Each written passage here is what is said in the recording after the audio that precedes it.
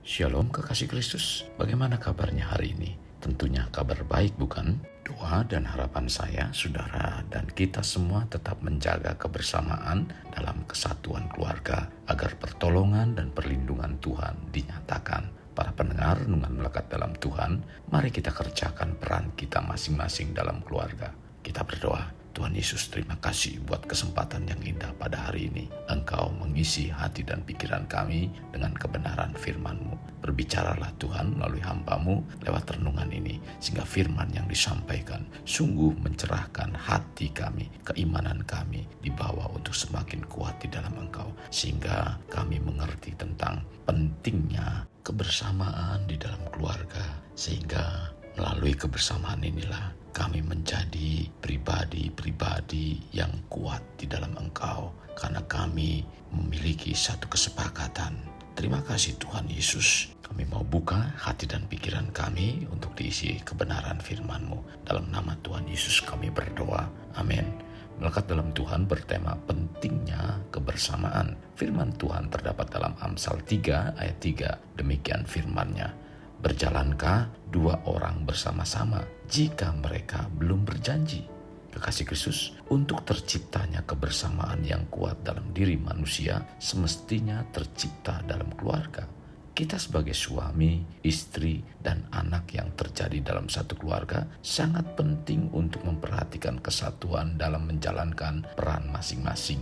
Keluarga merupakan lingkungan pertama bagi seorang anak yang memiliki peran penting atau bermakna dalam mempengaruhi tumbuh kembangnya hingga 70%. Tumbuh kembangnya seorang anak dalam keluarga akan terlihat bahagia atau tidak bukan diukur dari materi atau pendidikan belaka. Terkadang kebersamaan juga dapat berdampak terhadap kebahagiaan seluruh anggota keluarga.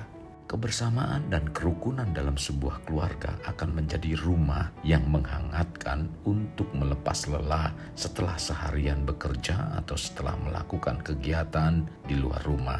Keluarga adalah persekutuan hidup antara ayah, ibu, dan anak-anak. Inilah yang disebut dengan keluarga kecil atau keluarga inti. Keluarga pertama di dunia dibentuk oleh Allah sendiri, yakni keluarga Adam.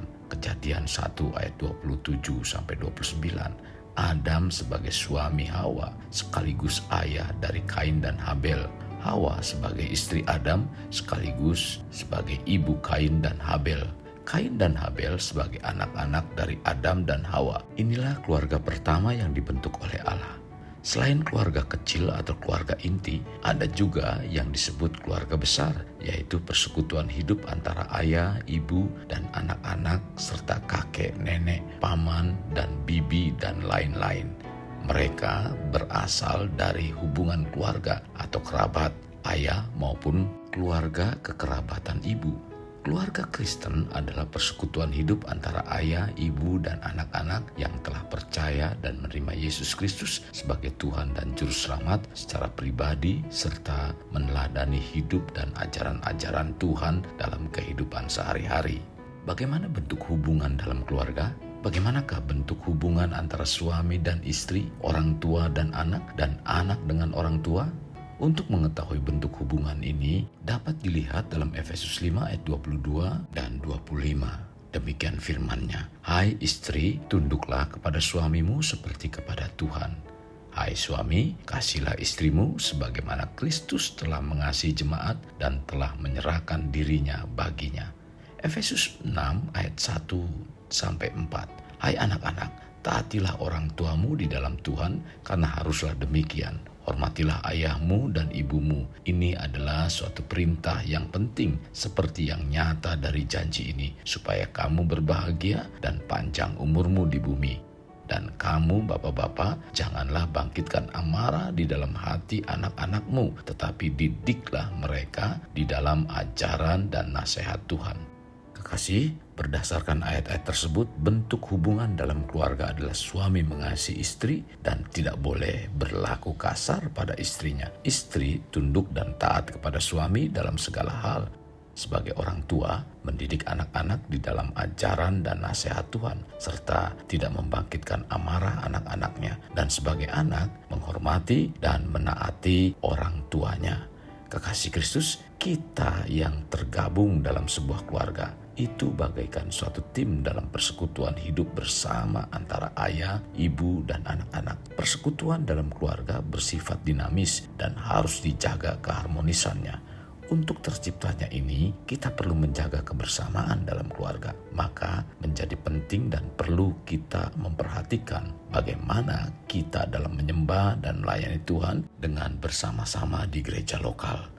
Berdoa bersama-sama dalam mesbah keluarga, menetapkan dan merencanakan masa depan bersama, melaksanakan peran dan tanggung jawab masing-masing dengan sebaik-baiknya. Jadi, setiap anggota keluarga memiliki tanggung jawab masing-masing. Sebagai suami terhadap istri, memiliki sikap mengasihi, menyayangi, melindungi, menghargai, menghormati, dan lainnya. Sebagai istri terhadap suami menjadi seorang penolong, seorang teman dan sahabat bagi suaminya, merawat dan mengatur seisi rumah dan memiliki sikap tunduk pada suami.